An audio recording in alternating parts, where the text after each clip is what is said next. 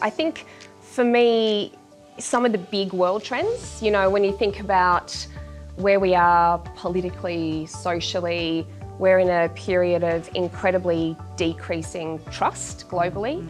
And with that comes a high level of emotional reactivity, people being not positive, super sensitive. So a lot of interpersonal high emotion and a lack of kind of trust and positivity in anything that seems like a body, you know, whether it's education or religion or politics or a corporate or a business that you might be working with. And I think that it's sort of bringing in a golden age for HR people, because if they were ever, you know, trained in something and probably also vocationally wanting to do something, it's to really understand those human impacts in a changing world, particularly with this kind of level of uncertainty and stuff. So I think they've got some natural skills around authenticity and helping people with emotional management. Like, I think we're going to get into kind of conflict resolution training, that kind of mode, with crises as they start to emerge. So I think there's definitely capability that needs to happen, and also probably there's a sweet spot that's emerging for the field. I love where you're going with that, because there is, isn't there, in the Edelman, there is an increasing disconnect between people at work, but actually an increasing level of trust in corporations. So for the first time in years, corporations are on the rise. So we're beginning to trust our employer more, and HR have a role to play in that perhaps they don't feel as familiar in. But we're beginning to mistrust our colleagues and our leader more. And HR absolutely know what they're doing in that space.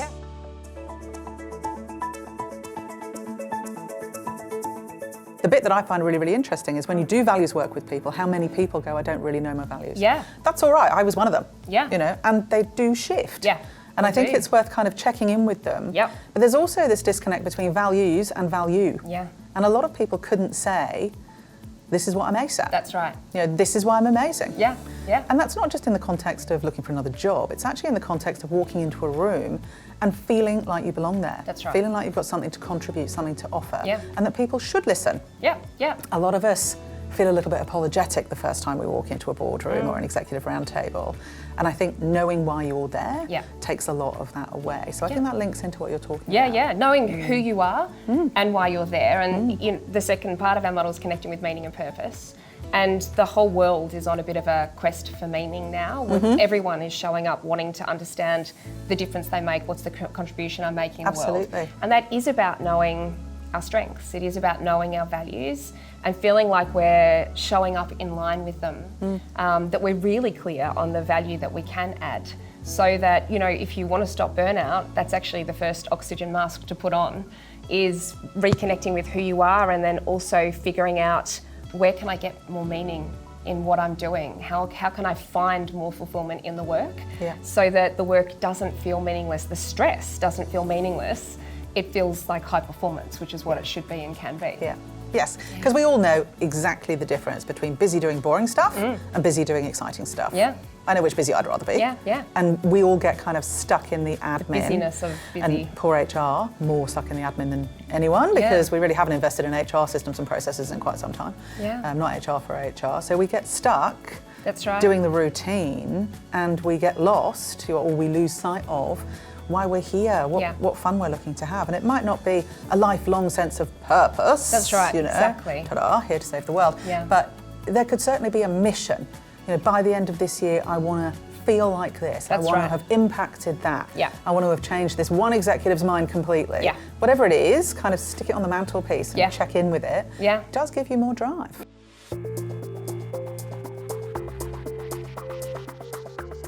So thinking about the whole business landscape and that really impactful role that people in the people space, the HR space, want to play, who do you think they most need to connect with and have those kind of influencing relationships with to have the impact they want to have?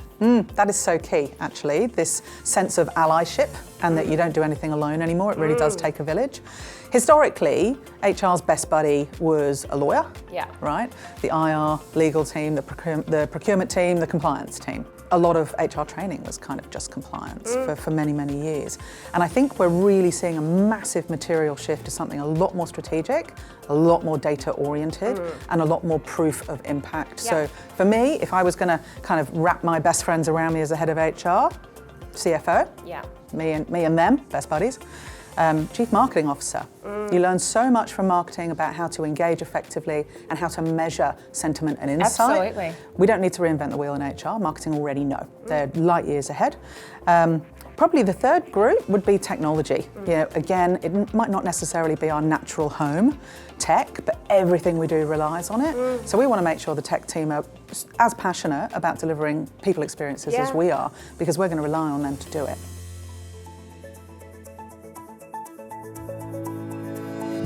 I actually don't think you need to be a data expert. You're a people expert.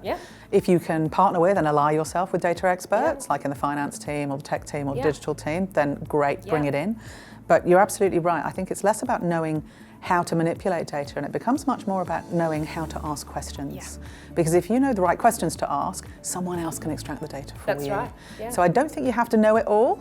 I just think you have to focus on the one thing that you'll do better, which is the right questions. And so many things that have been difficult traditionally in the people space in terms of generating information are becoming very, very easy with AI solutions. So it's one of those things that, you know, genuinely could change the face of the role, so that we are just naturally doing the work that we want to do. Absolutely. Do you remember Tableau or Power BI when it first came in? The sigh of universal relief across HR people. Yeah, exactly. Yeah, I was one of them. Absolutely.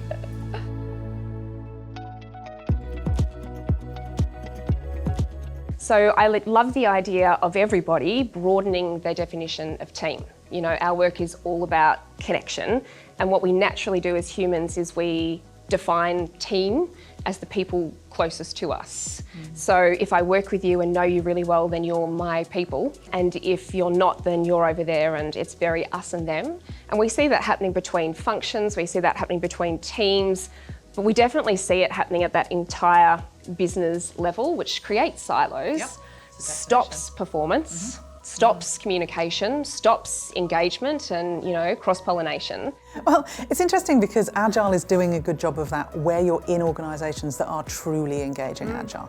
And obviously quite a lot of organisations have kind of gone Agile in an area, which I think is a little bit counterproductive, because what it does is it stops you from having that extended team concept.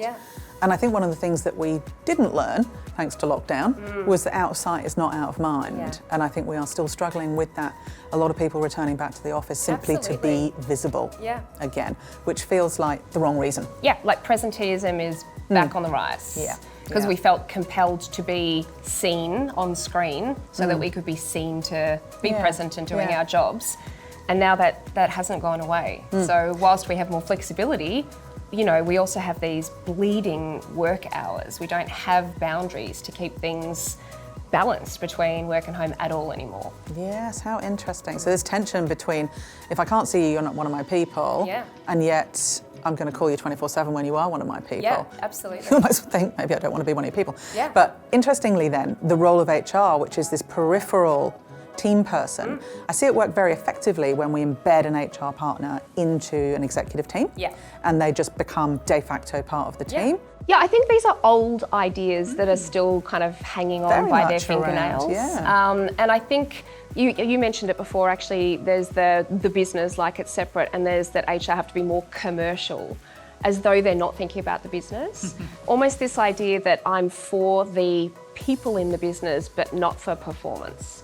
And I've never met an HR person who's not for performance and outcomes. That's the whole point of having people engaged and trained and safe and connected, you know. One of the things I'm finding myself talking to leaders about a lot at the moment, including people in the people space, is I see a real natural inclination for leaders particularly to take responsibility, which we want our leaders to do, to be accountable. But they often take responsibility as though they've created the problem or everything is their problem. And I think we forget that we are living in a world that is full of external change and uncertainty. That, you know, the pandemic, for example, created such fear that many people would, you know, term it as a collective trauma that we're still really recovering from. And one of the things we're getting asked about a lot is burnout. And we know that burnout is widespread, that, you know, the numbers are in excess of 50% of every workforce globally is not just starting to burn out, but burnt out. Yep, in the top 80s, yep. And burnt out people don't make great decisions. They can't be high performing. You know, the way to notice burnout is a disconnect from yourself, from meaning and purpose, and from other people. And that kind of removing yourself, numbness, almost kind of apathy and feeling helpless and hopeless, that's going to be happening in our organisations, along with skyrocketing mental health issues. So that casts a very negative, dire picture. But I think the people space is one of the key places, and leaders in general, that we really need to look at how well are they? Because I think we just expect them to keep going. I think we expect them to just keep going, and they don't get looked after or have the time and capacity to look after themselves with things like burnout. Yeah. It's a great point. I think HR is fully across the burnout pandemic. And look, we were, before the big pandemic, right? You know, 2018, we were putting together wellness programs, et cetera, et cetera. It was already happening. Yeah. It's a lot worse now, fair enough. So I think HR's across it from a strategy perspective. But what we know is Australia is one of the worst hit by burnout in the world. Sorry, Australia, it's true. Middle managers top the charts, HR's right behind them. That's right.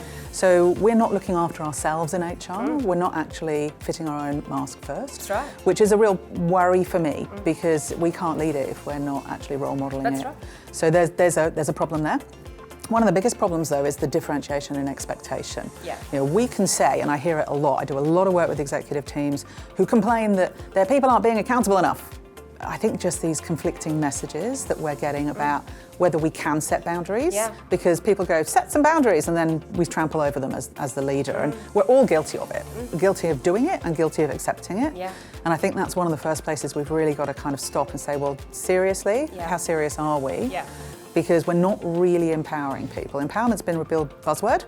I don't know if you kind of picked up on it, 2023 and 2024, but we're not actually empowering people unless we give them more power. So the power to say no, the power to say later, the power to say don't call me after 7 o'clock at night. Without those permissions, and without you following your own permission, it's going to be really difficult.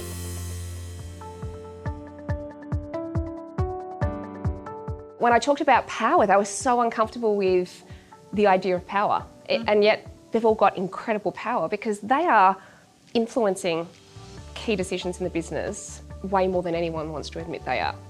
They're coaching the CEO, you know, if they've got a great relationship, if it's working well. I actually think that it goes beyond that. I actually think that there is, because I see it a lot in middle management, which is where I do all my work, and you actually see a marked difference between C-suite executives who are comfortable with the fact that they have power, they have authority, they know they need to use it judiciously. Middle managers who actually deny, shy away from, and reject the concept of power, and even deeper, reject the willingness to use it. You know, they see that as political, you know, upwardly mobile, greasy pole climbing. And why is that bad? Why do they see it as bad? They don't like to see it as a lever for success. It's almost as if they see it as a pathway to the C-suite, they want it when they get there, but they're not prepared to use it in order to get there. And that's weird, because it means that when they get there, they're not ready. That's so interesting. I'm just reflecting back that some of the feedback I got when I was in a much more junior in a people role, and I was told that I was capital with a political P, and I didn't even understand what that meant. And it's because Sounds rude. I know, how very rude. But it's because I was influencing up effectively, and probably not down or sideways maybe as much. Like I was just on a mission, very much my style. And it was not seen as the done thing to be political up, and which can be bad as well. It can be manipulation, right? But But the word politic doesn't necessarily have negative connotations. It's really about leveraging your influence deliberately for the outcomes that you collectively seek. Now, some people do overweight in one direction or another, and you see it all the time. You know, particularly with leaders, you always see you spend too much time in your team, or, you know, capital with a political P, you spend too much time looking up. And a lot of people don't collaborate effectively because they neglect their peers until they absolutely need them, instead of building that really cohesive village around how we're going to get things done. But all of those relationships require deliberate influence. Yeah. Or if they don't, well, you've just been really lucky so far in your career. Yeah, You know, agree. it's not going to get you all the way, and it's not going to get you to achieve all the things you need to achieve. Yeah, it's interesting actually what you're saying about collaboration, and we were talking about it before in terms of building strong relationships around the organisation. I'm thinking about a business I'm working with at the moment who are a big publicly listed business, and we're evolving their culture and values. And the people in the people space that I'm working with are brilliant. And one of them in particular has been in the business for a long time and has relationships broadly and deeply in the organisation. So whenever we come across a roadblock or an idea that we want to get feedback on, this person has an incredible ability to just pick up the phone, check in and get feedback from right across, up, down the business. So there's a real diversity of thought that we keep accessing without the need for really formal, channels. So I think that's super important. And collaboration was the other thing I was thinking about. So research says that we actually only collaborate for 4 hours a week, which always terrifies me because everyone's always complaining about back-to-back 40 hours of meetings. So if we're spending 40 hours in meetings and we're not collaborating, what exactly are we doing in the meetings? Yeah, so back to meetings needing to be meaningful. But I think this idea of building the genuine skill of collaboration, when we're brought up in a world that teaches us being individualistic is the most important thing, that success comes on your own, You're 2 years old and learning to do things, and the feedback you get is, you did that all by yourself. And that just stays with us the whole way really through. So, but we know that collaboration is what breeds innovation and performance. And I think that's another thing that the people space can start to lean into, is understanding structurally, whether it's remote, hybrid, in person, how do we genuinely build collaborative, connected cultures in businesses? I completely agree. And I see it with HR a lot. I see HR, recruiting data scientists. And I'm like, okay, so you're creating your own universe here. In your silo, you're going to have a data scientist, a finance analyst, probably a marketing person doing your EVP. The list goes on, and you're just like, gosh, if you just reached out, you could probably borrow, collaborate, integrate what you're doing so much more effectively. But instead, we're still building our own little empires without doing that deliberately. But ultimately, that's what it ends up being. We're still operating in isolation and achieving in isolation, which of all the places in a large entity, the people space is the one space you can't do anything in isolation. That's right. You are totally integrated, and yet we don't always behave like that.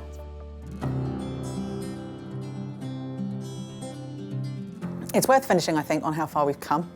The HR profession is unrecognisable. Exactly. And I'm not going to give my age away, but I've not been in it that long. So, for me to look back over about 14 years in HR and to see where we started, what I observed when I walked in, which was very much, HR was the personnel function, very administrative, very much back office, not at all in the echelons of power, and not really considered critical to the balance sheet, etc.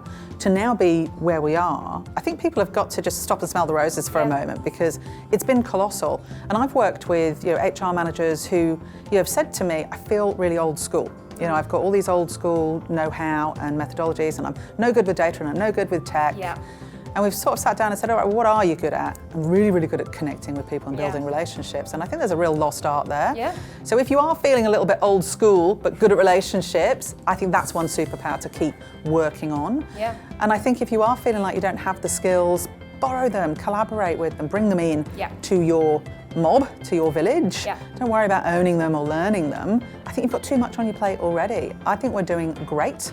And I think if HR just concentrate on one thing only, there's a lot to concentrate on, but if you only had one thing, it would be influence for me. Because if we're connecting with people, we can have all sorts of tricky conversations, and to connect with somebody else, we have to be really connected with ourselves. So that's the first place to start. It's really understanding and remembering, who am I really authentically? It's our greatest human need to be seen, heard, valued, accepted for who we really are.